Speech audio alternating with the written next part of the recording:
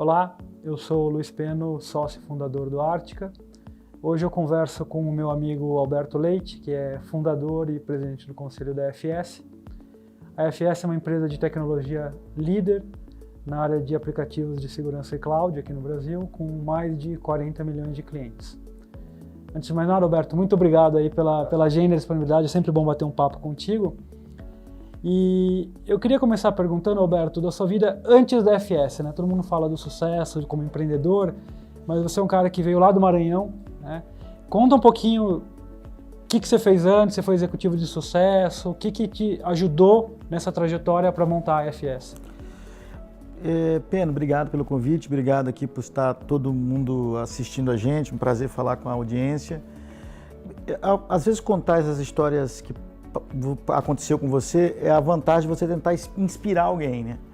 E aí eu vou tentar abordar aqui um lado mais inspiracional, que é o lado de quem vem do Nordeste, sobretudo numa época onde os meios de comunicação eram mais restritos, não eram tão...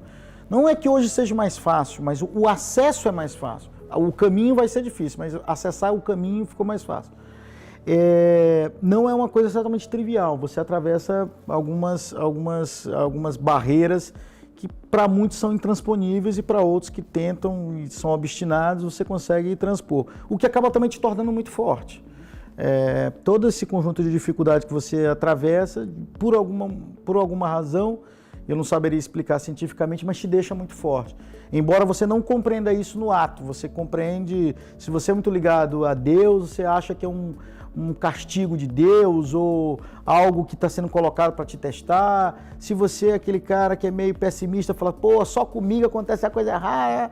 Se você é um cara que é obstinado ali, não, eu vou cair e levantar 10 vezes. Então cada um tem um jeito de ver isso. Mas o fato é que você enfrenta muito mais dificuldade. E foi assim comigo, eu enfrentei muita dificuldade. Então, respondendo a tua pergunta, o que estaria por trás? Tá? Primeiro, um nordestino com muita vontade de crescer, que sofreu todo tipo de situações difíceis, de ser demitido, de às vezes não faltar nenhum tipo de alternativa, você achar que está esgotado, de empreender e assumir premissa errada no seu atividade empreendedora e você pagar um preço altíssimo porque não tem um coach do teu lado para dizer, ó, você está assumindo premissas equivocadas, reflete na premissa. E também, claro, eu tive a parte de sucesso, que é a parte legal de contar, que é a parte que deu certo, né?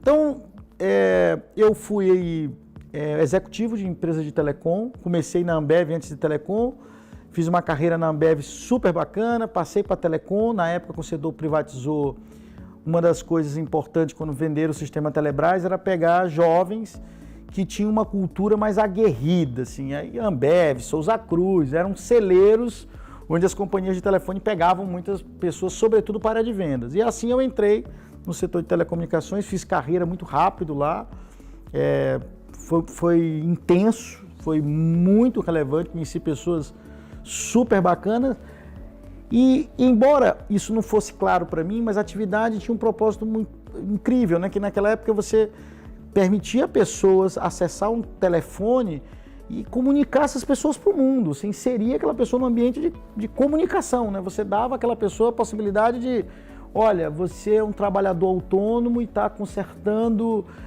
um ar-condicionado na casa do seu Zé e o seu telefone toca e Dona Maria está precisando do serviço e você já tem 2 serviços num dia.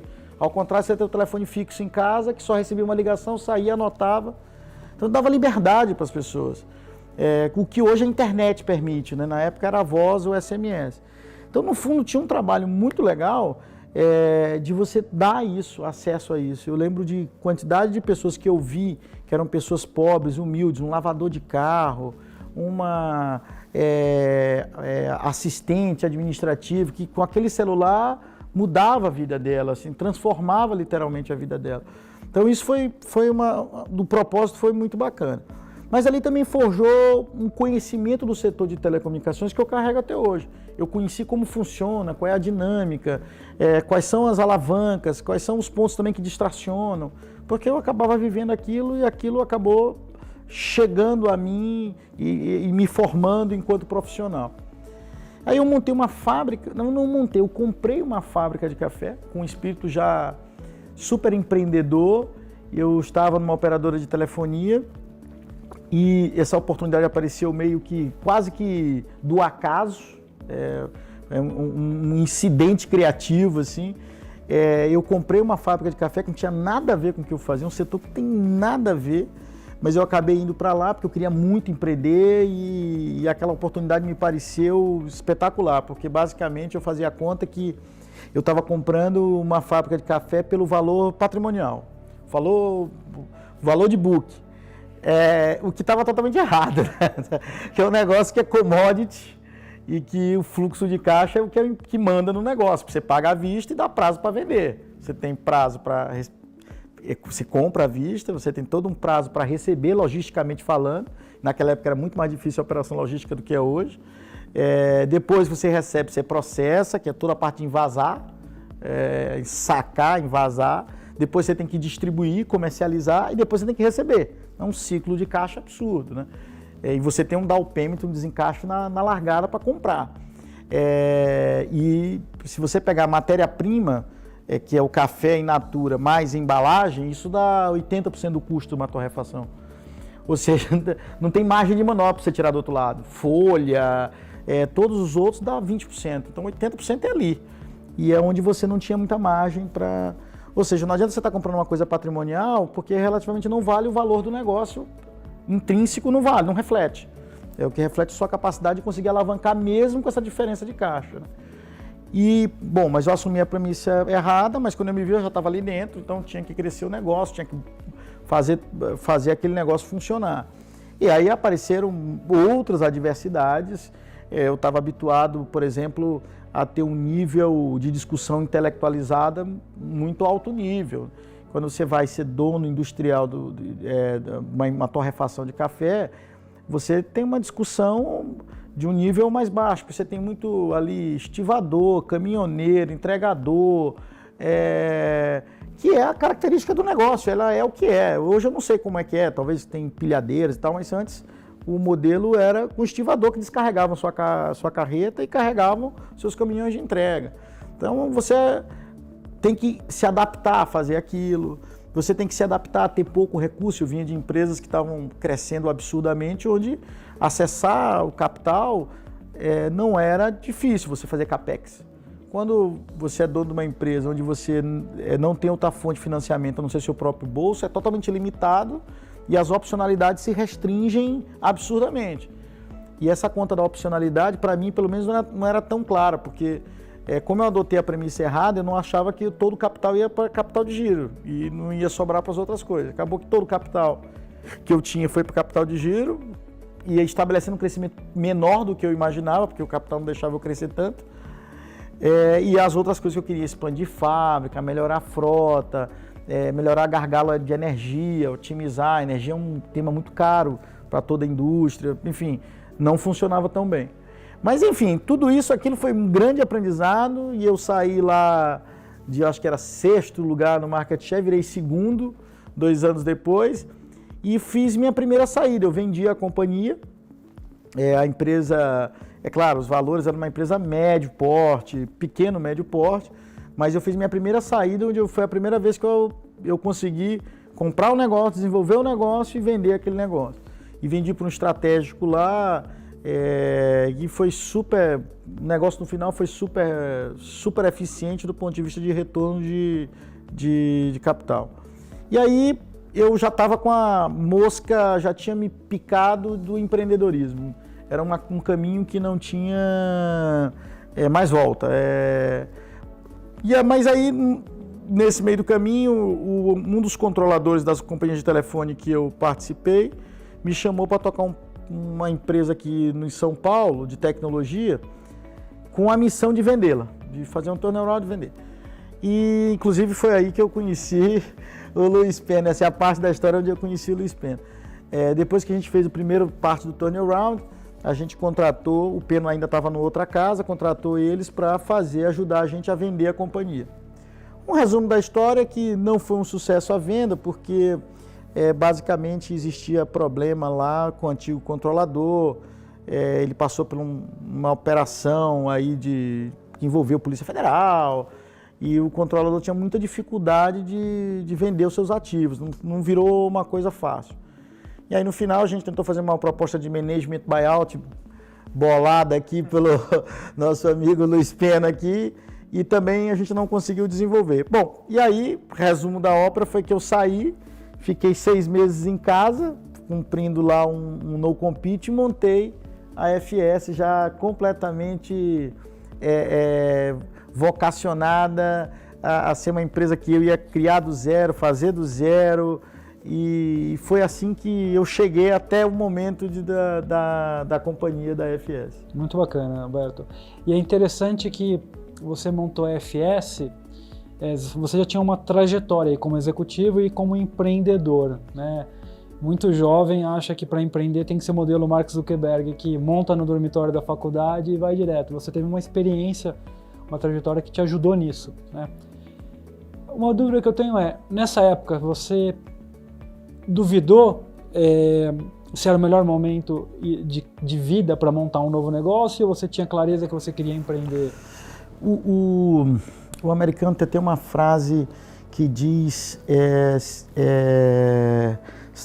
algo como: saia do negócio se o pé estiver gelado. Olha, se você tem dúvida, não faça. Eu tinha pouquíssima dúvida do que eu queria fazer. O que eu tinha dúvida era se eu ia conseguir contratar as pessoas boas, se eu ia conseguir vencer um processo de um processo licitatório de um cliente. Agora, do que eu queria fazer, como eu ia fazer, eu tinha pouca dúvida.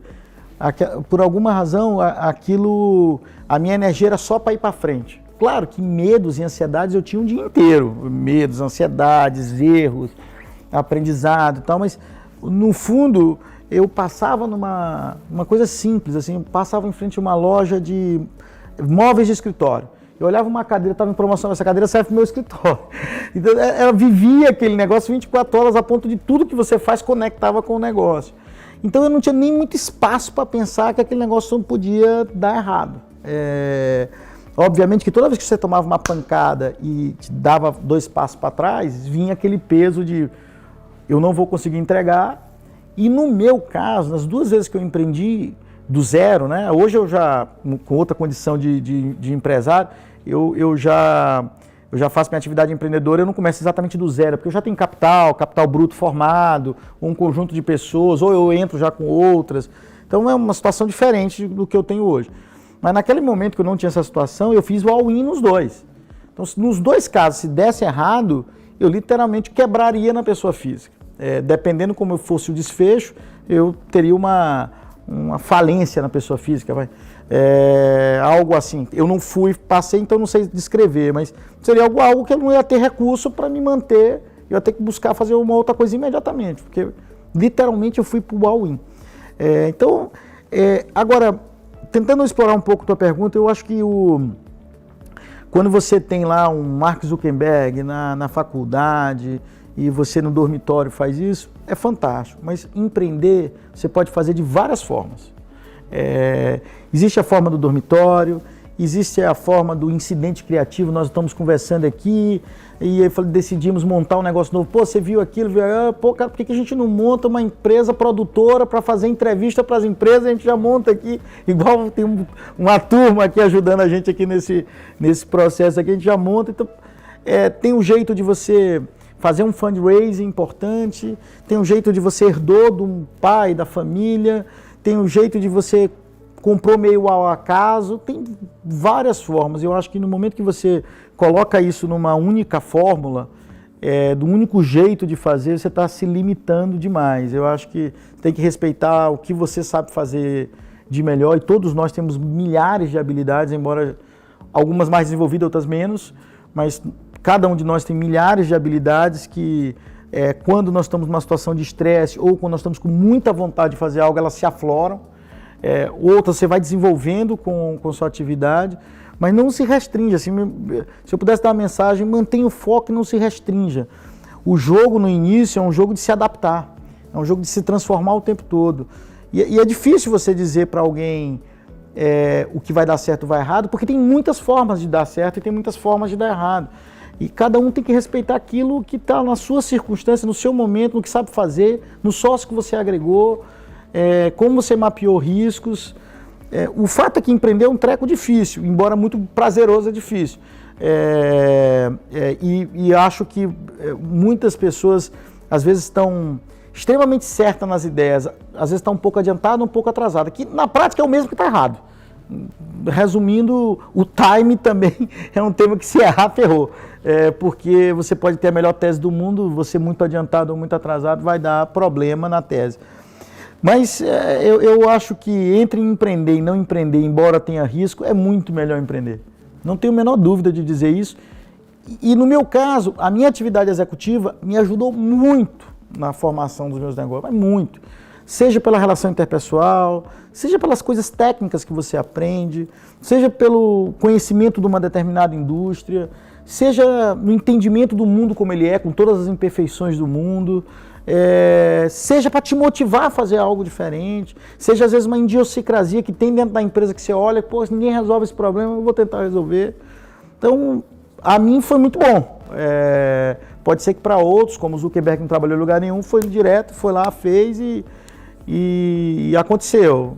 Então, não tem uma fórmula perfeita, tem que respeitar um pouco a circunstância, o seu eu, e aí eu acho que vai que vai. É uma mensagem bem importante. E falando um pouquinho da FS, até para ilustrar essa trajetória no começo dela, ela foi meteórica essa trajetória, né? A FS em poucos anos já era empresa líder no segmento. Você foi eleito um dos 10 melhores CEOs do Brasil com menos de 40 anos. Quem olha acha que é tudo flores e tudo isso é muito fácil. Conta um pouquinho desse começo da FS, como que foi? Olha, eu tenho várias histórias da FS incríveis, desde montagem de time, até não ter um escritório para trabalhar, porque a gente teve que sair correndo de um escritório para ir para outro, e ficamos assim uma semana, fizemos home office forçado, né? Fizemos home office por falta de office, na ausência de office, mas tem uma história que é bem emblemática assim, no começo da FS, das dificuldades que você passa. Nós montamos um negócio todo baseado na ideia de que o celular venceria a corrida com o PC. Enquanto toda a indústria de segurança apostava no pacote de segurança, o antivírus para PC, a gente olhava, isso aqui vai perder a corrida, então eu vou montar num cavalinho do celular, eu vou fazer tudo para celular. Então, aí foi o momento em que eu fui vítima do que eu advogo hoje. Você está muito adiantado, muito atrasado, é o mesmo que está errado. Eu estava muito adiantado, porque na época você tinha a RIM, que é a BlackBerry, você tinha a Apple num ambiente ultra fechado, como a Apple é hoje, ela não é uma plataforma tão aberta quanto é o Android, e o Android nas primeiras versões que eram muito instáveis, as versões do Android, e tinha um problema intrínseco no Android, que era, antigamente a Google produzia uma versão 1.1 do Android, quando você ia para 1.2, você tinha que manter a versão 1.1, porque a 1.1 não falava com 1.2. Aí ele lançava 1.3, você tinha que manter 1.1, 1.2, 1.3 e assim sucessivamente. De forma, quando o Android chegou no 2.0, a gente tinha 10 versões de Android, ou seja, era uma complicação enorme. E aí também a gente apostava muito no 3G, que é o momento que a gente vive hoje do 5G. Essa ansiedade de ter o 5G era um pouco naquela época que tinha para o 3G. E a gente, como conhecia bastante o setor, sabia que o 3G ia revolucionar e o smartphone ia estar na mão das pessoas, era a aposta. Mas, por outro lado, aí vem a dinâmica do que você não... nós, executivos, sobretudo, o executivo ele tem uma crença que ele consegue fazer o mundo inteiro caber numa variável de business plan. Isso é uma falsa ideia. Nada do que você vai botar... A mais sofisticado business plan que você pode produzir tem 30 variáveis, preço, quantidade, pessoa, perfil. Você não vai conseguir botar 40, 50 variáveis. O mundo tem milhões de variáveis. E a maioria delas você não consegue capturar. Você não consegue capturar porque elas não aconteceram ainda. Elas vão acontecer e você não sabe por que aconteceram, porque é totalmente exógeno. E aí o que aconteceu com a gente? O 3G começou a atrasar no Brasil porque, tal qual acontece hoje, muita gente falando que tem 5G, mas não tem 5G, muitas companhias diziam que tinham 3G, mas na verdade era um 2G e meio ali. E aí o que acontecia? Muita reclamação no call center, e o nosso produto, por definição, segurança, ele de qualquer forma ele pesa um pouquinho na rede, porque ele faz um processo secundariamente. Você tem imagina que você está abrindo um Word, você abre o Word e tem um antivírus que vai lá e checa se aquele Word tá ok, tem vírus ou não tem vírus. Então ele aumenta a quantidade de processamento que você dá. Por definição, como ele faz um segundo cheque, é como se você estivesse numa portaria e tem alguém que confere o crachá. Então, se não conferir o crachá, passa direto. Se conferir o crachá, demora um pouquinho mais. A gente meio que era conferência de crachá. E aí já tinha muita reclamação no call center, por causa do 3G, e o pessoal de engenharia das teles achava que isso ia deixar mais lenta a percepção e, portanto, não era a hora. Então a gente tinha montado toda uma estratégia para fazer deploy sobre uma rede 3G que ia bombar e imediatamente a gente se viu que ninguém queria aquela história. Então isso foi terrível, porque basicamente a gente teve que virar a empresa para telefonia fixa. A gente não desistiu do setor de telecomunicações, mas foi para um setor que não sofria disso, porque na época tinha a DSL, que era a banda larga da época, e a DSL ia bem. Só que ao contrário da tese inicial, a gente teve que voltar para o PC, porque na DSL entrava a internet banda larga no PC da casa das pessoas. E a gente teve que mudar o produto para fazer PC. Então aquilo foi tipicamente da adaptação e da transformação. Decisões muito rápidas, tomada de risco excessiva. Excessiva no sentido de, era muito risco para nós, porque se desse errado, morria a empresa ali. Mas tinha que ser feito. E acreditamos, e os nossos primeiros clientes foi a NET e a GVT. Foram a NET e a GVT. A GVT foi na época, a GVT não tem mais, foi vendida para a Telefônica, fazendo aqui um pouco de história de telecomunicações, mas a GVT era uma princesinha do setor aí. Um abraço para o Amos Guinness aí, se estiver assistindo a gente. Era uma princesinha do setor e foi a que abraçou a nossa causa. E aí, enfim, aquelas coisas também totalmente fora do nosso radar. A GVT fez uma pesquisa, contratou o Gallup, e mediu o nível de engajamento do nosso produto combinado com a banda larga deles. E a gente não sabia de nada, não sabia de Gallup, não sabia de nada. Aliás, a gente nem sabia que a gente fazia engajar a banda larga. E aí chegou a notícia aqui que a GVT tinha feito e que o nosso produto engajava 3 vezes mais, 2,5 vezes mais do que sem o produto. Então o cliente GVT se sentia altamente engajado. E aí aquelas coisas também que não está no radar. A GVT, como era uma empresa menor e trabalhava só no segmento premium, ela tinha mais margem. Então ela podia absorver alguns custos para agradar o cliente a mais que as outras que estavam mais no mainstream e tinham que combater mais no preço. A GVT ia mais para o tema da qualidade. Ela trabalhava com um segmento mais premium. Por força disso, e mais essa pesquisa da Gallup, a GVT resolveu dar o nosso produto para todos os clientes. E de uma hora para outra, minha base saiu de 20 mil usuários para 1.100.000, que 1.080.000 era da GVT.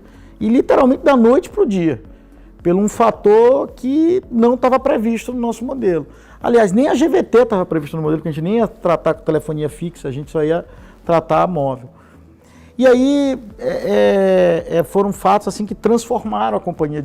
Assim, o faturamento da empresa saiu de um valor X para X vezes 5 no mês seguinte. Isso deu à empresa uma capacidade de alavancagem enorme. E aí a gente foi crescendo, coincidentemente, aí, aquilo que a gente estava conversando um pouco antes aqui nos bastidores, do Flywheel Effect, né? A inércia foi ajudando, as teles abriram, falou assim, olha, a gente já estabilizou o 3G, pode vir que a gente está querendo contratar, segurança é um tema central na nossa estratégia. E a Vivo foi a primeira empresa que foi nisso, e aí aconteceu outra coisa super diferente na nossa vida. Nós conseguimos vencer o processo licitatório da Vivo, e quando a gente venceu, uma semana depois, exatamente uma semana depois, a gente com a carta de homologação, a Portugal Telefônica, que era sócia da Telefônica na Vivo, vendeu a participação dela para a Telefônica. E a Vivo virou uma empresa 100% telefônica. E bom, para te falar a verdade, eu só soube isso porque saía em algum jornal, para mim aquilo não mudava em nada na minha vida, mas é isso que mudou radicalmente, porque a licitação no Brasil foi cancelada, porque dizia, olha, isso é um tema central da Espanha, não é mais um tema local do Brasil, e vocês têm que ir lá e vender para os espanhóis, porque aquilo tem uma vertical mundial de segurança, e os espanhóis colocaram a segurança no centro da estratégia, e vocês precisam necessariamente passar por lá, eles que têm que validar. E a gente fez exatamente o dever de casa. A gente não olhou para o problema, só olhou para ir para a Telefônica. Não reclamamos de nada. Então, é essa a jogada? Então, vamos entrar na regra que o jogo está colocando para a gente, vamos nos adaptar à regra. E, bom, tentando resumir a história, a Telefônica, no final, a gente convenceu que era a melhor solução para a Telefônica, só que a Telefônica disse, olha, mas vocês não dá para levar só o Brasil, não. Vocês têm que levar toda a América Latina junto. A gente quer ter uma solução só, um parceiro só. E como vocês são muito pequenos, a gente quer uma garantia que vocês vão fazer entregar isso tudo. E eu lembro bem do número, e dá para falar isso com muita tranquilidade, já se passaram todos os períodos de confidencialidade disso, foi nos pedidos 5 milhões de euros de upfront, de carta de garantia para colocar o projeto da América Latina de pé. E obviamente a gente não tinha os 5 milhões de euros. Mas ainda assim eu dei um fechado. Ainda assim eu dei um fechado, tá fechado. E aí foi jogar a bola e sair correndo. Tomei aquele risco e também na época a gente conseguiu uma coisa assim que não parece comum, porque quem acabou dando crédito para a gente foi o Banco Bradesco, que é um banco conhecido mais por varejo, não soluções tailor-made. E me deu esse crédito, eu sou muito grato a todos do Bradesco por isso, porque me deu aquele crédito clean, até porque eu também não tinha muita garantia para dar. E me deu aquele crédito clean baseado basicamente nos recebíveis que a FS tinha e no meu aval pessoal. De forma que, como a gente conseguiu executar, nós tínhamos ali um contrato na mão. A partir de então nós tínhamos um contrato com a Telefônica da América Latina. E aí a empresa já tinha um porte, a GVT rodava bem, a Vivo entrando, e aí as outras operadoras foram entrando e a história da empresa já tinha uma inércia muito grande, mas quando a gente olha as coisas que nós passamos, não foram simples. Eu acho que todo mundo que chega lá tem as suas histórias pitorescas aí para falar, todo mundo tem a história de que não deu certo e a porta fechou e abriu outras. E com a gente não foi diferente, a gente teve porta na cara muito mais do que as portas abertas. Talvez nas portas abertas a gente soube aproveitar bem quando elas se abriram, mas a quantidade não foi muito maior do que sim, sempre. Talvez a gente não se abalou com o não e quando teve o sim a gente curtiu como se não houvesse amanhã e pegou as oportunidades que apareceram com uma dose de risco e foco absurda. Eu acho que a turma que começou aqui, tem muita gente aqui na FS ainda que começou comigo. Eu não lembro de ninguém sair daqui antes de 11 da noite em dia nenhum. Era um verdadeiro caos a agenda, para falar a verdade. As coisas iam acontecendo. Como a gente sempre teve um certo caixa para financiar o crescimento, a gente também nunca teve um fundo aqui para nos ajudar a planejar esse crescimento. Então, quando você está empreendedor, você está muito preocupado com capturar aquela oportunidade. Como eu vou... O mecanismo de captura ou deploy daquilo, na cabeça do empreendedor legítimo, é secundário. Primeiro a oportunidade, depois os meios. Né? Que talvez um pouco no executivo é um pouco ao contrário. Primeiro eu tenho os meios, com os meios que eu tenho, eu vejo que oportunidade eu posso fazer. A gente foi muito a oportunidade está em primeiro lugar. Abraça a oportunidade e a gente vai dar um jeito de entregar. Porque nós vamos conseguir vencer qualquer desafio que é colocado. Então foi um pouco disso. Eu queria pegar um gancho numa coisa que você mencionou, que é que a Telefônica deu para vocês a América Latina. E eu converso com muito empresário que ele fala, pô, tá difícil o Brasil, mas eu vou crescer no Chile, vou crescer na Colômbia, vou crescer na Argentina. Ele acha que às vezes internacionalizar é mais fácil do que crescer no Brasil. Como que é essa sua visão? Vocês tiveram essa experiência, chegaram a ter escritório fora? Olha, a gente teve escritório México, Chile, Argentina. Esse era o nosso projeto. Eu vou te falar a coisa como ela é, pelo menos na minha visão. O processo de internacionalização via América Latina, você precisa desenhar bem ele para o molho não ficar mais caro que o peixe. Via de regra, você vai encontrar países que não te dão muita escala, com uma problemática regulatória e fiscal que não é muito parecida com a brasileira. Você não tem um mercado comum, o Mercosul não é exatamente um mercado comum, uma zona comum onde você tarifa ou logística ou alguma processo migratório que facilite o transbordo de executivos. troca tecnológica, não é exatamente uma comunidade integrada, por exemplo, como é a Europa, ou, por exemplo, como é um pouco que tem os Estados Unidos com o México, os Estados Unidos com o Canadá. Aqui ainda é uma coisa que cada um por si e Deus por todos. A nossa experiência não foi boa. Não quero dizer com isso que outros não devam ir. Eu só acho que tem que estudar bastante para não cometer erros ou equívocos de planejamento, admitindo premissas que podem mudar muito na América Latina. Por exemplo, os governos da América Latina, vira e mexe, eles voltam a visitar governos mais à esquerda, que tem mercados mais fechados, tem um nível de regulação mais alto, uma interferência estatal muito grande na economia, os processos, normalmente, há muita benesse, supostamente com apelo social, mas aquilo, essa conta chega e aumenta imposto, aumenta inflação, e você se perde um pouco nessa questão cambial, nessa dinâmica de mudança de governo. Então, eu acho que o Brasil é um ambiente, se for uma questão de escolha, difícil dar conselho, mas se fosse uma empresa minha que eu tocasse, eu aconselharia o gestor da companhia a priorizar o Brasil. Eu acho que você tem um potencial aqui muito, muito, muito grande. Agora, se você não é uma questão mais de escolha, eu não tenho mais como crescer aqui, talvez você visitar, Colômbia, Chile, México, que tem um mercado pujante, mas já é uma coisa longe, já não é tão, a proximidade já não é tão grande. Mas eu não acho uma escolha óbvia, não.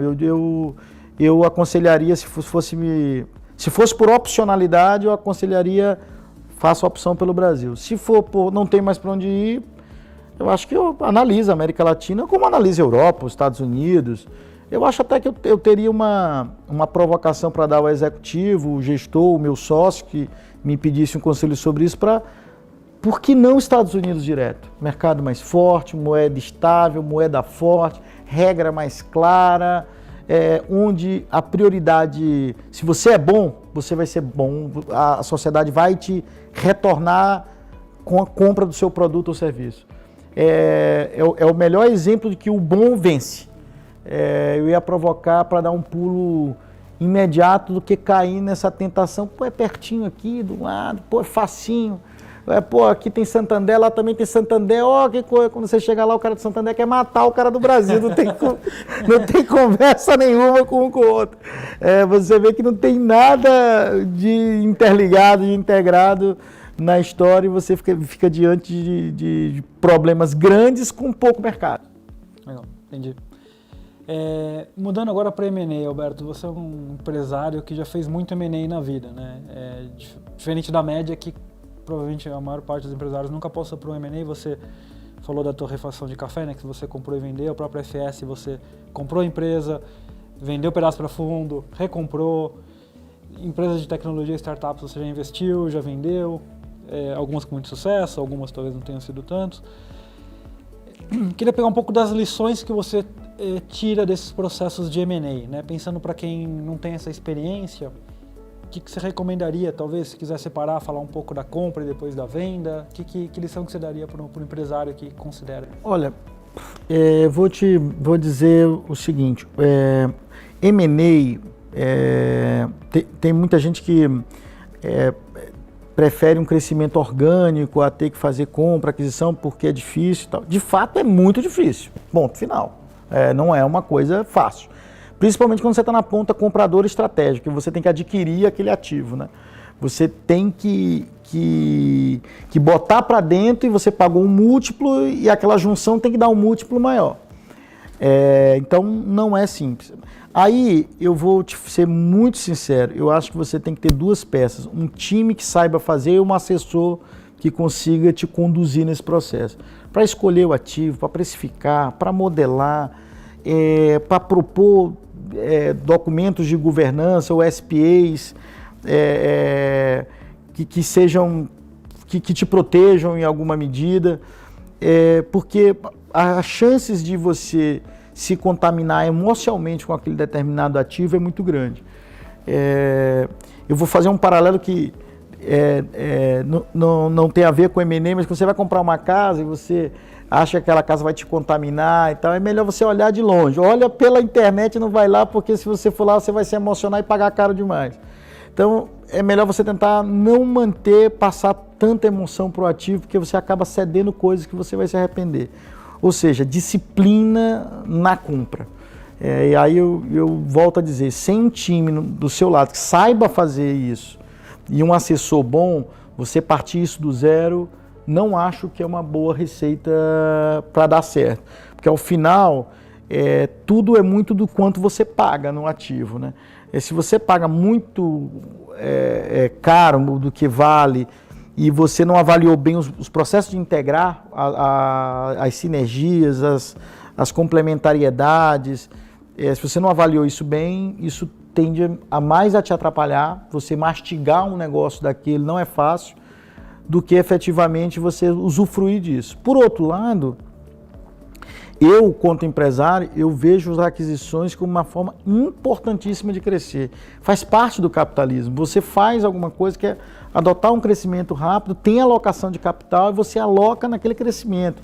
Seja pelo caixa que você gerou, seja por uma dívida que você tomou, seja por um processo de compra alavancado. Eu sou da escola de que aquisição, se fizer sentido, faça. Não deixe para depois, faça. Eu sou dessa escola. Na ponta vendedora, eu acho que as grandes aflições que se passam é se eu estou precificando bem ou mal. E aí tem aquela história de que quando o cara aceita, você diz, olha, eu vendo por 10. Aí o cara, tá bom, eu compro por 10, você, vendi barato. Aí parece que não tem fim, né? Porque se você aceita e o cara aceita, você começa a se sentir trouxa porque vendeu barato. Então é uma coisa que não ajusta o preço ali. Mas aí, de novo, eu acho que assessor, de novo, gente do teu lado. E no caso da venda tem que ter uma coisa, tome a decisão de vender e venda. Eu já vi muitas vezes, não estava tão decidido em vender e aí não estava disposto a pagar o preço da venda. Que às vezes a venda tem um earn-out para cumprir, às vezes você tem que participar ainda como executivo, como board ou como sócio da companhia, tem que integrar a companhia, tem que haver um processo na sua mente que eu estou vendendo, eu preciso me desprender daquilo. É uma ex-namorada, é um ex-apartamento, é um ex-carro, você tem um sentimento ali, mas que passou a fase, você virou a página. Porque um processo de venda é muito desgastante para a companhia vendedora. Se der certo é ótimo, realizou, deu evento de liquidez ou não, se associou com alguém, mas até chegar lá é muito desgastante, você causa um frisson na companhia muito grande. Quando você é a parte adquirida, né? Quando você está na ponta vendedora, você está vendendo. E não dar certo isso é um desgaste muito grande para a companhia, para quem viveu aquilo, para quem passou aquilo. Embora não seja perceptivo, mas há um desgaste. Então, acho que se está disposto, tomou a decisão de vender, estruture um processo bem feito, escolha quem são os caras, veja o que você está disposto a fazer e cumpra o processo. E as outras coisas são tecnicidades que os assessores vão te trazer, né? Que método vai comprar, que método, a indústria que você está, quem é o cara que é mais estratégico, quem é mais investidor, vou trazer um gringo, não vou. Aí é de quem sabe fazer isso, como vocês sabem fazer, é de quem conhece como fazer aquilo. Você tentar fazer as coisas que você literalmente você não conhece, admitindo que você tem um negócio bom na mão, vai dar a chance, tem mais chance de dar errado do que dar certo. Pode até eventualmente dar certo, mas a chance maior é de dar errado. E olhando em retrospectiva todos os deals que você fez, que ainda estão na mesa e tudo mais, tem algum que te marcou, que te dá maior orgulho de ter feito, que te lembra, assim, você fala, poxa, isso aqui é bacana. A FS é que me dá mais orgulho, sem dúvida nenhuma. Eu tenho muitos negócios aí, a gente chegou aqui a ter 21 startups no portfólio, hoje tem um pouco menos, mas a gente chegou... 21 startups não, 21 companhias investidas entre private equity e startups. Todas têm uma história muito especial, até aquelas que a gente teve que dar write-off, a gente teve que dar perda, né? Teve muitas companhias legais que teve que dar perda, porque a gente conversava também aqui nos bastidores, uma empresa pequena que não cresce é um problema muito sério. Se ela tiver investidor, é mais agudo ainda o problema. Se for só do empreendedor, o empreendedor aguenta, fica ali 3, 4 anos. Você vê o caso da Vetex, ficou ali 8, 10 anos crescendo muito pouquinho e tal, e quando ficou pronta para crescer, virou o gigante, e essa honra para o Brasil ter uma empresa como a Vetex. Mas eu honestamente acho que nesse processo todo, a FS, sem dúvida, foi a que me deu mais alegria. Acho que talvez é a circunstância, o momento da vida que você está, os recursos que você tinha, o risco que você tomou, quem você teve que recrutar numa época que você não era ninguém, você não tinha um nome, você não tinha uma reputação ainda construída, conhecida, e aí você tinha que convencer pessoas boas a estar contigo no projeto. É muito mais difícil, é muito mais desafiador, e talvez isso, sem dúvida, tenha sido a minha maior alegria. Talvez o mais difícil foi o café, pela minha inexperiência, e as alegrias que essas empresas que eu invisto aí, no papel de investidor, normalmente eu sou minoritário, mas já me deram muitas alegrias, muitas aventuras, algumas mais, outras menos, mas muitas alegrias. Algumas não deram tão certo quanto a gente previa, eventualmente deu um ruído aqui e acolá. Normalmente esses ruídos acontecem quando tem uma governança muito dura ali, mas foram muito legais. E, de novo, vai investir, é do jogo perder e ganhar. Você tem que estopar. Admita que haverão momentos que você perde. Não, achar que só ganha, eventualmente pode até acontecer, eu só não conheço. É isso.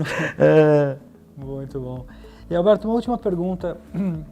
Você já trabalhou com vários, você falou, assessores financeiros, bancos, boutiques, M&A, conosco, com a Ártica. O que você diria que é a característica nossa? Não estou dizendo que é melhor ou pior, mas da Ártica. Da Ártica versus outros assessores do mercado. No meu caso, a gente adquiriu, Peno, uma relação de amigo, né?